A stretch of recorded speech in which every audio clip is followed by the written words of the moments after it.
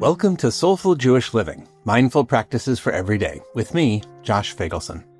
I'm grateful you're here, and I hope you benefit from our time together.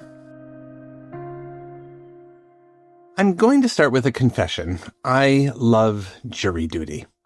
I know, it probably makes me a little weird, but I've got to speak my truth, and the truth is, I love jury duty. Now, I admit some of this might be because of the fact that while I have had to go down to the courthouse and do voir dire a few times in my life, I've never actually been put on a jury. I might feel differently if I had to give up days or weeks of my life to a trial. But the Boy Scout in me loves that I'm doing my civic duty. Another part of me loves the totally cross-cutting diversity, people from every part of the county, every race and ethnicity, every socioeconomic background, all there as equal citizens. And maybe the clergy person in me loves the ceremony of a courtroom. Everyone stands when the judge walks in the room. People have to swear oaths. And most of all, they swear to tell the truth. We live in a world where everyone is trying to sell us something, where it can feel so hard to trust people, and where it sometimes feels like we've just given up on the idea of truth-telling in general. In that context, a courtroom feels like this rare zone where Wonder Woman's magic lasso is wrapped around everyone, where hopefully we're all bound by a shared commitment to finding the truth and sharing it. We're up to the 9th in our series on the 10 Commandments, and the 9th commandment is, "You shall not bear false witness against your neighbor." In its most literal sense, this commandment is about courtrooms. Don't lie when you're on the stand. Why? There's an anonymous book from 13th century Spain, the Sefer HaChinuch, that discusses each of the Torah's 613 mitzvot. Here's the beginning of the entry on this one. First of all, it says, it's kind of obvious. Lying is gross. Quote, disgraceful and vile in the eye of any intelligent person, unquote. But second, the book says something really powerful. It says, the world stands upon true testimony, since all types of disputes can be settled by the testimony of people. If so, false testimony is a cause for the destruction of the world. Well, that's heavy. But pause for a moment and think about it. Or just remember watching Law and Order or reading To Kill a Mockingbird in high school. Lying in court can cause innocent people to go to jail and guilty people to go free. It can lead to people who are responsible getting off without taking responsibility. And if that happens, people can lose confidence in the justice system. They can lose faith in humanity. They can lose their ability to trust in the world altogether. So we could just sum up this episode and say, don't lie in court. But that's not quite the end of it. Rabbi Obadia Sforno, an Italian commentator from the 16th century, tells us that this commandment is also the root for other mitzvot in the Torah, namely not slandering people and not spreading false rumors about them. And the Zohar, the central text of Jewish mysticism, connects the testimony in this mitzvah with the testimony, in quotation marks, that we make through our weekly observance of Shabbat, when we testify that the Creator created the world. We talked about this in the Kiddush episode in our mini-series on Shabbat in Season 3. So put it all together, and I think we get something even deeper.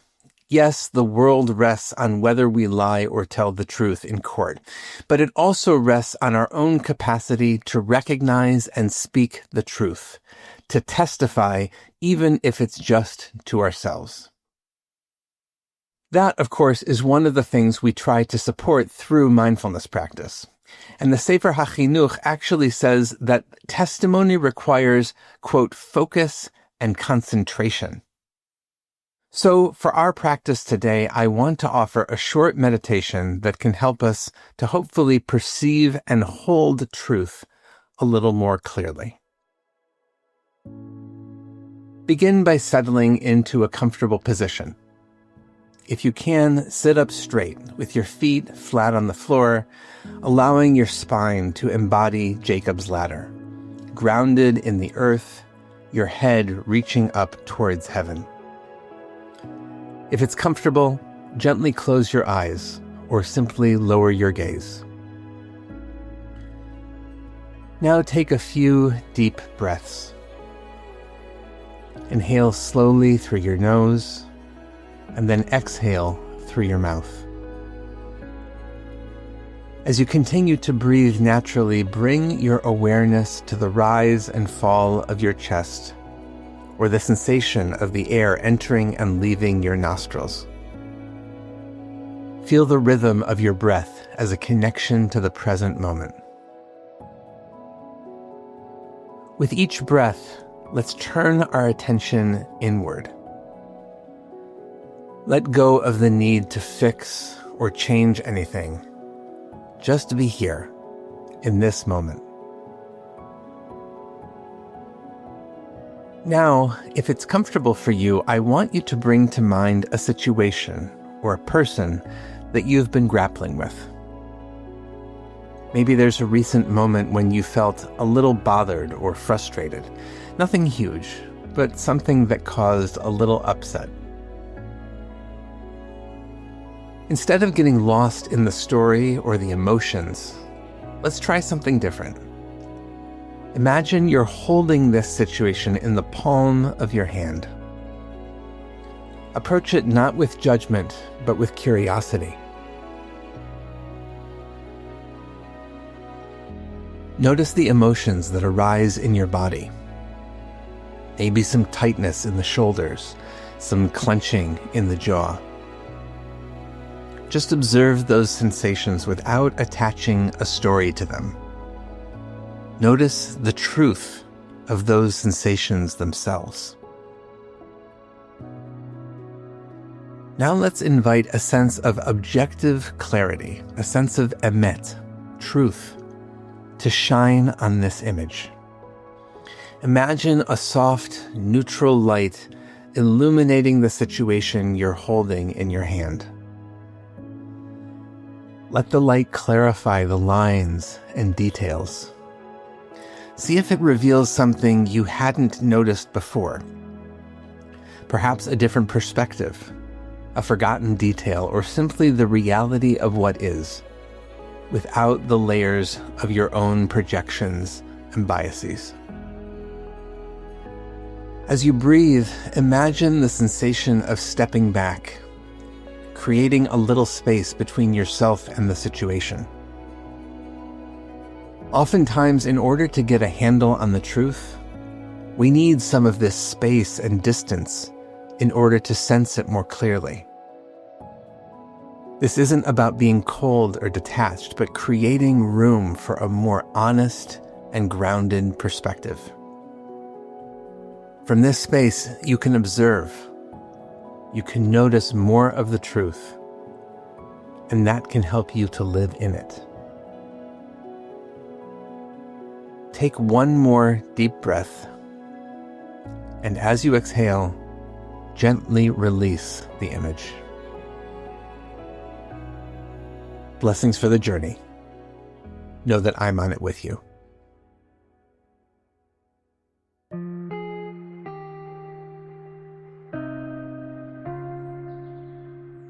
Thank you for joining us for Soulful Jewish Living, Mindful Practices for Every Day, a production of Unpacked, a brand of OpenDor Media, and the Institute for Jewish Spirituality. This episode is sponsored by Jonathan and Corey Califer and the Somerset Patriots, the Bridgewater, New Jersey-based AA affiliate of the New York Yankees. If you like this show, subscribe, share this episode with a friend, and give us 5 stars on Apple Podcasts. Check out our website, unpacked.media, for everything Unpacked related, and subscribe to our other podcasts. And check out the Institute for Jewish Spirituality. Most importantly, be in touch about what you heard today, what you'd like to hear more about, or to dedicate an episode. Write to me at josh@unpacked.media. This episode was hosted by me, Rabbi Josh Feigelson. Audio was edited by Rob Pera, and were produced by Rivki Stern. Thanks for joining us.